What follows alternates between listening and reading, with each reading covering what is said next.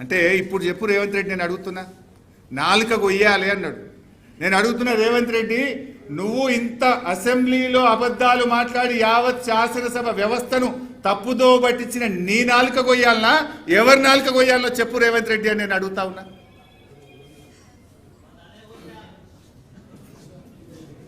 అసలు నా దృష్టిలో చీమునెత్తురున్నోడైతే, మనిషి అయితే, ఈ రకంగా శాసనసభను తప్పుదో పట్టించి ఇంత ఘోరంగా ఎక్స్పోజ్ అయినోడు చక్కగా రాజ్భవన్ పోయి రాజీనామా చేయాలి. మనిషి అయితే, చీమునెత్తురున్నోడైతే.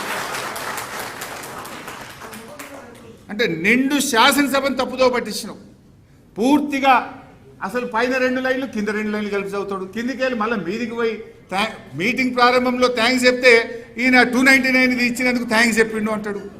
అసలు ఈ మనిషివా నువ్వేమన్నా?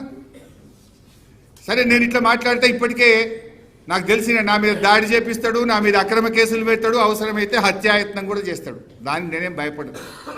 గతంలో వరద బాధితుల్ని పరామర్శించడానికి పోతే ఖమ్మంలో రాళ్ల దాడి చేసిండు. ఇంకా దీనికి నిన్న ఒక మాట అన్నాడు. ఏమంటాడు? నిన్న దేవుడి మీద ఒట్టు పెట్టుకున్నా అన్నాడు. నేనా ఏంది?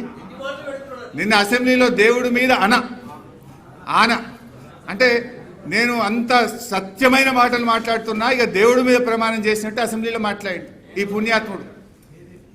ఈయన గతంలో రైతులకు రుణమాఫీ చేస్తా, 15 ఆగస్టులో రుణమాఫీ చేస్తా దేవుడా అని ఆడపోయి యాదాద్రి లక్ష్మీనరసింహస్వామి మీద ప్రమాణం చేసిండు, భద్రాద్రి రాముల వారి మీద చేసిండు, మెదక్ చర్చి మీద చేసిండు, మహబూబ్ నగర్లో జహంగీర్ పీర్ దర్గా మీద ప్రమాణం చేసి దేవుణ్ణే మోసం చేసిన గనుడి రేవంత్ రెడ్డి నిన్న అసెంబ్లీలో కూడా దేవుడి మీద ప్రమాణం చేస్తున్నా, నేను సత్యమైన మాటలు మాట్లాడుతున్నా అంటాడు.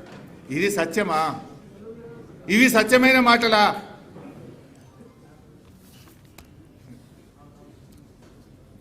నెక్స్ట్,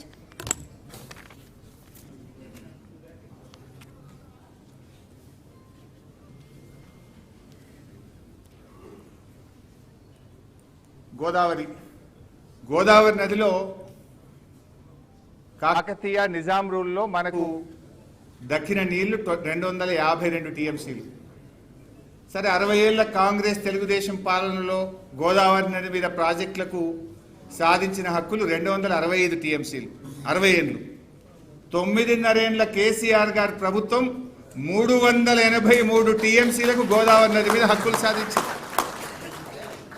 అంటే 60 ఏళ్లలో కాంగ్రెస్ తెలుగుదేశం సాధించిన దానికంటే 10 ఏళ్లలో 1.44 టైమ్స్ ఇవాళ బీఆర్ఎస్ ప్రభుత్వం ఎక్కువ సాధించింది. అంటే 60 years వర్సెస్ 10 years మీద కూడా ఎక్కువనే. అంటే strike rate of BRS is 40 TMC per year, whereas Congress Telugu Desam కలిపి 4.43 టీఎంసీ పర్ ఇయర్. అంటే గోదావరి జలాల్లో మనకు అనుమతులు సాధించడంలో, నీటి కేటాయింపులు సాధించడంలో సంవత్సరానికి 40 టీఎంసీలు కేసీఆర్ గారు సాధిస్తే కాంగ్రెస్ తెలుగుదేశం పాలనలో 4.43 టీఎంసీ.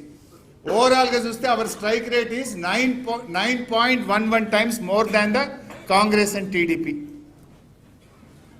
ఒకవైపు కృష్ణాలో మనకు 299 టీఎంసీలో లాక్ అయిపోయినాం.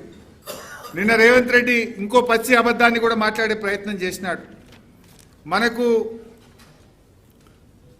అసలు నికర జలాలు 811లో 299 నికర జలాలు. కానీ రేవంత్ రెడ్డి అంటాడు 490 టీఎంసీల ప్రాజెక్టులకు ఉమ్మడి రాష్ట్రంలో అనుమతులు వచ్చినాయని ఇంకో పచ్చి అబద్ధం మాట్లాడింది. ఆ 490లో 191 వరద జలాల మీద ఆధారపడ్డాయి. ఏవైతే నికర జలాలు ఉన్నాయో ఆ నికర జలాల లెక్కనే అసెంబ్లీలో తేల్చిండు ఆ రోజు. 299, 512 ఇస్ నికర జలాలు. అయితే ఇవాళ ఎట్లా చేసిందంటే కాంగ్రెస్ రాష్ట్ర విభజనలో ఒక రకంగా చెప్పాలంటే అష్టదిగ్బంధనం చేసింది తెలంగాణను. తెలంగాణ కొత్త ప్రాజెక్ట్ కట్టాలంటే కేఆర్ఎంబి, జిఆర్ఎంబి అనుమతి తీసుకోవాలి, అపెక్స్ కౌన్సిల్ అనుమతి తీసుకోవాలి, సిడబ్ల్యూసి అనుమతి తీసుకోవాలి, దానికంటే ముందు నీటి కేటాయింపులు చేసుకోవాలి. అంటే ఒక రకంగా చక్రబంధం చేసింది.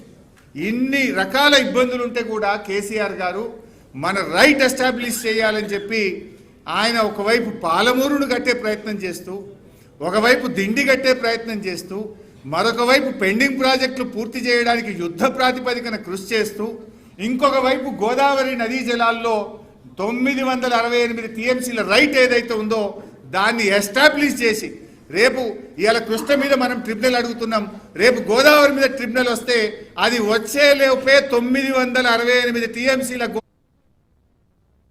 తెలంగాణకు అలాట్ చేయించే ప్రక్రియకు పూనుకున్నాడు. దాంట్లో భాగంగానే 933 టీఎంసీలకు రైట్ ఎస్టాబ్లిష్ చేసి పెట్టింది కేసీఆర్ గారు.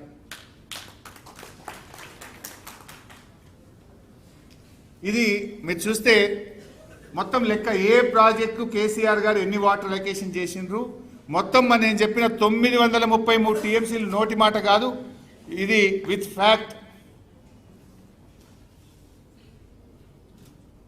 మీరు అక్కడ చూస్తే కనబడుతుంది 933 933 టీఎంసీలు వేరియస్ ప్రాజెక్ట్స్కు గోదావరిలో కేంద్ర ప్రభుత్వం నుంచి అనుమతులు తెప్పించి రైట్ ఎస్టాబ్లిష్ చేసి పెట్టిన ప్రభుత్వం కేసీఆర్ గారి ప్రభుత్వం.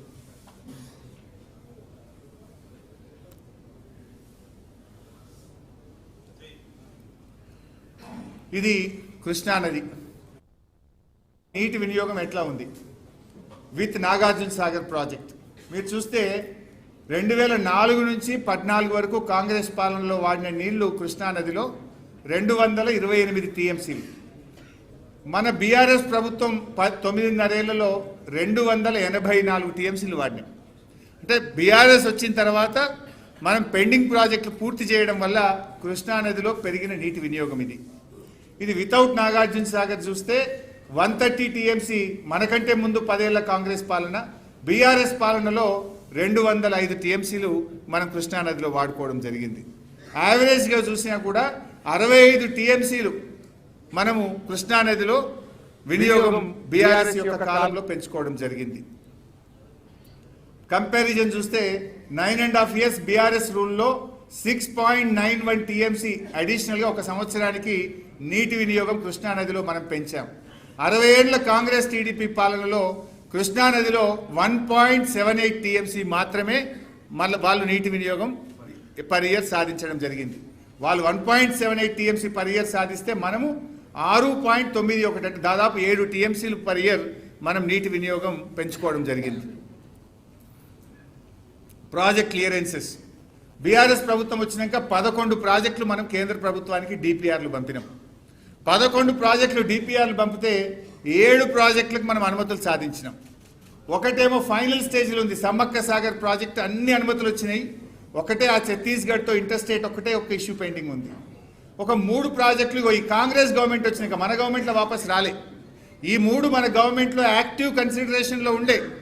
కాంగ్రెస్ వచ్చినాక పాలమూరు రంగారెడ్డి వాపస్ వచ్చింది, అంబేద్కర్ వార్దా డిపిఆర్ వాపస్ వచ్చింది, కాళేశ్వరం అడిషనల్ టీఎంసీ వాపస్ వచ్చింది.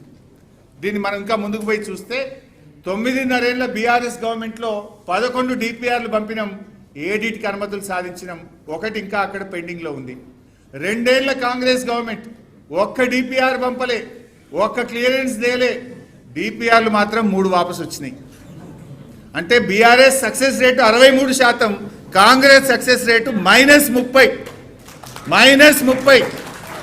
మనమేమో